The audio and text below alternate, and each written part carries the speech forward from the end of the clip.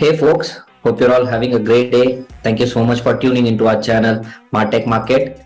Today we're going to cover one of the most important aspect of marketing, which is analytics.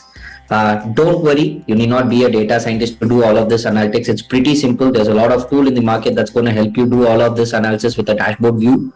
Um, but yeah, if you're in the role of growth marketer or retention marketing, knowing these kind of analytics model and understanding why exactly you're supposed to do this and strategizing basis this analytics is very important.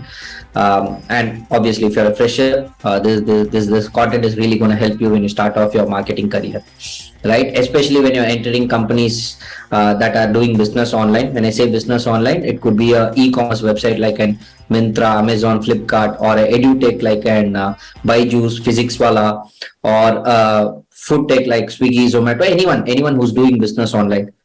These are the 6 analytics models that you'll have to know as a growth marketer or a retention marketing specialist. Number 1, funnel analytics. 2, cohort analysis. 3, RFM. 4, conversion drivers. 5, path analytics. Last but not the least is product performance. What is funnel, or why is a funnel used? Majorly to understand where exactly are users dropping in your business. Are they dropping in the beginning itself, or are they doing certain action on your website and dropping at a mid stage of the funnel? This is more of understanding where exactly are users dropping, and then you decide on what kind of strategy that you'll have to make, or where exactly are things going wrong so that the user is dropping at that particular stage of the funnel, and strategize accordingly. Second is cohort analysis. Before I get into cohort analysis, the term cohort is very simple. It's a group of audience which have a similar characteristics or does certain show certain behavior that's common to this set of cohort, right? Yeah. So why would we use a cohort analytics, or what is the outcome of a cohort analysis? Majorly use cohort analysis to understand what is your retention rate, what is your churn rate. When exactly are your users churning? When exactly are your users doing a transaction? What is the customer life cycle? When are they going to do a repeated transaction? You do a lot with cohort analytics. So it's very important you understand why you're doing a cohort analytics before you start off doing such an analysis. And RFM, by the name it goes, RFM, recency, frequency, monetary. So what you do is you try to understand your different set of audience basis, their recency of interaction with your brand. When I say interaction, it could be a simple interaction of coming onto your website, or it could be a very important business aspect, which could be doing a transaction with your referring and audience similar to that user, right? Frequency is how many times in a particular period has the user come back onto your website or app and did a transaction. Monetary is obviously how much monetary value has the user created for your business, or as a particular user, how much has that user or a customer spent with you. This is what you exactly do with RFM is basis the recency of a user, you give them a score. Basis the frequency of a user, you give them a score. Basis the monetary value that the user has spent with you as a brand, you give them a score. Then you combine all of these three, basis the weightage you have for each of these three, and bucket your customers into different segments. Majorly if you're a marketing folk, you would definitely know this Pareto Principle, where there's a common saying that 80% of your revenue comes from this 20% of the customers. So that 20%, we call them as star and loyal customers. Identifying those customers and treating them different is very important. So that is just one purpose of doing an RFM, but to understand what percentage of user fall under different buckets. So we would have bucketed them into 9 different segments. We call them dormant, hesitant, no voice, basis the weightage, but it depends on brand and how exactly they want to, or how many buckets they want to create basis RFM, right? Now, the communication that you send out for a star customer would be completely different. You would not be focusing more on offers and stuff. You would be focusing more on the value creation or the experience. And for dormant, you would be trying to understand why exactly did they go dormant. So RFM is just bucketing. Further to RFM, you'll try to understand different behavioral aspects of these users, trying to understand how and why did they become a star customer, and what exactly made a user to become a dormant, or what kind of customer, what source of audience you get that usually gets your customer into dormant. There's a lot of further analytics that you do, but at least bucketing them becomes very important. Fourth, conversion drivers. There's one beautiful analytics model.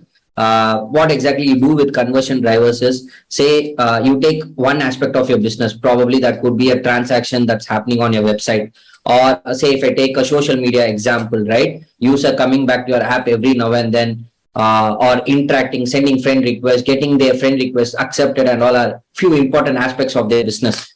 Now, when I talk about conversion drivers, what are the other aspect that leads to a conversion or a detraction of a particular behavior of a user? To give you an example, the same example that I gave you earlier, social media brand or a dating website or a dating app, say we see a lot of users uninstalling.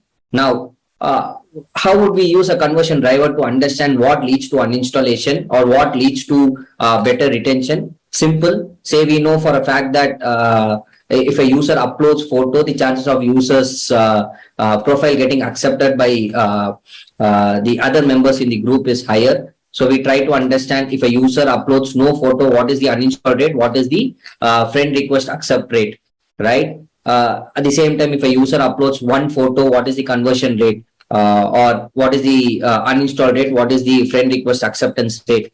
Now, we over a period of time, we understand to have an ideal conversion rate. If a user will have to upload 4 photos, then we drive users towards adding 4 photos onto the website. So this is what conversion driver does. Essentially, it helps you understand what behavior leads to a positive action or a negative action. We call them as attractors and detractors. Number 5, path analytics.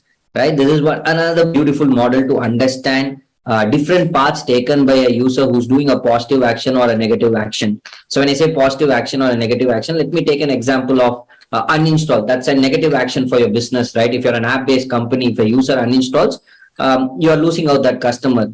Now, it's very important you understand what is the path taken by that user before they uninstall. This gives you some insights, and if a user is following that trend or going towards that path, there's an early indication. You can have some interventions to ensure that this user does not uninstall. Adding to that, if you know if a user does this XYZ activity, the chances of uninstall is less, or the chances of transaction is high. You navigate this user who's going through a negative path to move towards a positive path. So understanding what path leads to detraction or attraction is very important, and that's where you do path analytics. Last but not the least is product performance. Now, what is product performance? Very simple. You as a growth marketer or retention marketing specialist, you would be sending out a lot of communication through different channels. When I talk about channels, I'm talking about email, SMS, push notifications, or communicating to users across social media channels. We call it as Facebook custom audience or any custom audience that you try to do, right? It is very important to understand what product actually works when you send out these communications to users.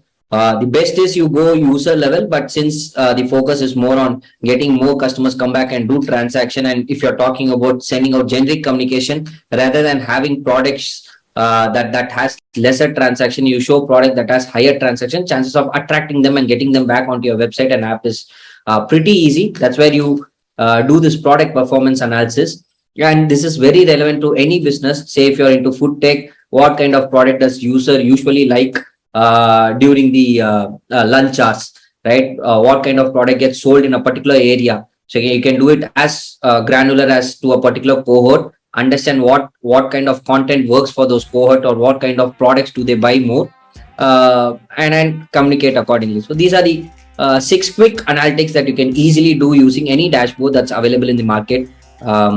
Yeah, I'm going to make another video that's going to talk about how exactly I would be using a funnel for a particular brand. We'll show you some live examples. Similarly for cohort and other, you will have a detailed video on each of this analytics model. Thank you so much for tuning in. Do subscribe to our channel for more such content, and yeah, have a great day. Thank you so much.